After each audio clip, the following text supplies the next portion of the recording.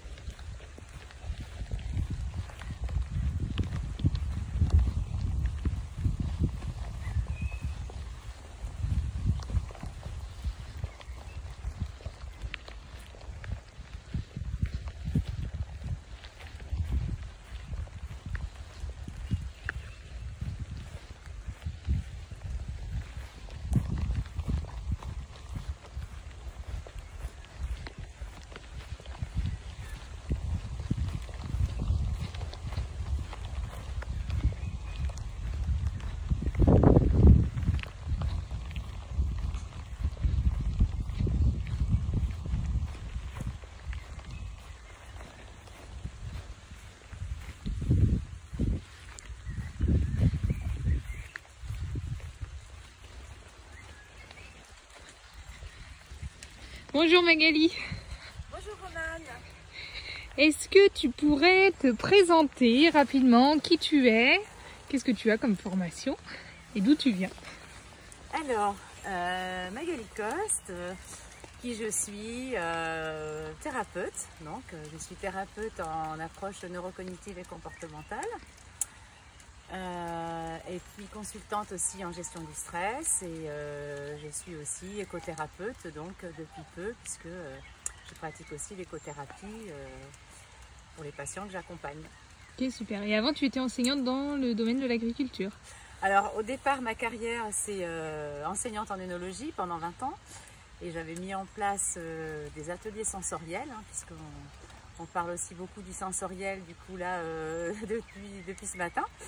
Donc j'avais mis en place déjà des ateliers sensoriels et puis ensuite après avoir été enseignante en œnologie, j'ai été ingénieure d'études, voilà ça fait quand même 30 ans que je suis restée 30 ans au ministère de l'Agriculture et puis suite à une reconversion professionnelle, je me suis formée donc en approche neurocognitive et comportementale et aussi j'ai aussi un master 2 et voilà je me suis formée aussi à tout ce qui est gestion du stress, je me suis vraiment spécialisée en gestion du stress et dans l'approche post-cancer, puisque mon Master 2 a été préparé sur l'accompagnement du cancer.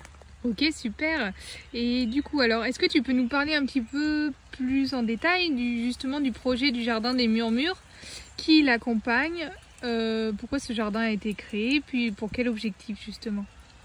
Alors, Jardin des Murmures existe, disons, depuis 2014. Voilà, je me suis installée dans ce jardin depuis 2014. Le Jardin des Murmures fait 1,20 hectare en fait d'un seul tenant autour de la maison, avec et Refuge LPO aussi depuis 2016. Donc avec différents espaces et j'ai décidé il y a 2 ans d'installer mon cabinet dans mon jardin pour justement pouvoir lier à la fois la partie thérapie, à la fois la partie en lien avec la nature. Et donc ce jardin, ben voilà, il est là pour la biodiversité, je suis une passionnée des oiseaux. Ici, c'est ta spécialité ça. Donc du coup, voilà, je partage beaucoup avec la nature qui m'apporte beaucoup et ça me permet aussi de donner un autre regard sur la nature aux patients et pour justement faire le lien avec pas mal de choses qui leur font écho. D'accord, donc là en fait on est vraiment donc pour un public des femmes qui sont atteintes d'un cancer du sein particulièrement? Alors, je dirais que là, pour l'instant, ce sont des femmes qui sont atteintes d'un cancer du sein, mais ça pourrait être d'autres personnes atteintes d'un cancer. Voilà, en burn-out aussi. Et en burn-out, voilà. C'est vrai que là, je me suis spécialisée vraiment sur ces deux pathologies, en fait. Et du coup, actuellement, enfin, j'ai créé il y a 2 ans donc un dispositif qui s'appelle Rebondir, que j'anime donc dans 2 hôpitaux sur Bordeaux depuis déjà 2 ans avec des patientes atteintes du cancer du sein. Et voilà, et donc du coup, j'ai créé aussi des matinées maintenant en jardin pour ces patientes-là, pour qu'on puisse continuer à la suite de rebondir, donc avec une première ce matin. Ouais, super. Voilà, en ta compagnie. D'accord, donc ça permet vraiment d'avoir une continuité du soin finalement en proposant des ateliers au jardin et en forêt avec l'ortithérapie et l'écothérapie que tu peux proposer. c'est ça. Ok. En fait, c'est que le dispositif Rebondir, une fois qu'il s'est arrêté, puisqu'il y a 6 ateliers en milieu hospitalier, voilà, on a vu aussi avec les patientes, elles ont encore besoin aussi d'avoir un accompagnement et je leur ai proposé de venir en jardin dans cette matinée pour continuer à rester dans le thème de rebondir, hein, toujours, hein, en ayant cet aspect bienveillant, en ayant un peu des discussions avec elles. Elles me ramènent des éléments qu'elles auraient encore besoin de voir. Et en même temps, on est aussi beaucoup sur le sensoriel en jardin pour travailler aussi la mémorisation, pour travailler la concentration avec elles, et puis pour le bien-être, bien sûr, que peut apporter la nature. Ok, donc c'est vraiment super, j'adore le projet. Et du coup, Merci. toi, que t'apporte le jardin? Le jardin, ben, plein de choses. Enfin, au quotidien, voilà, moi je suis un peu souvent à cette place. D'ailleurs, la place que j'ai là où tu me filmes, c'est la place qu'on est patient, puisque voilà, c'est aussi un endroit où je reçois aussi les patients en jardin. On fait aussi les séances ici.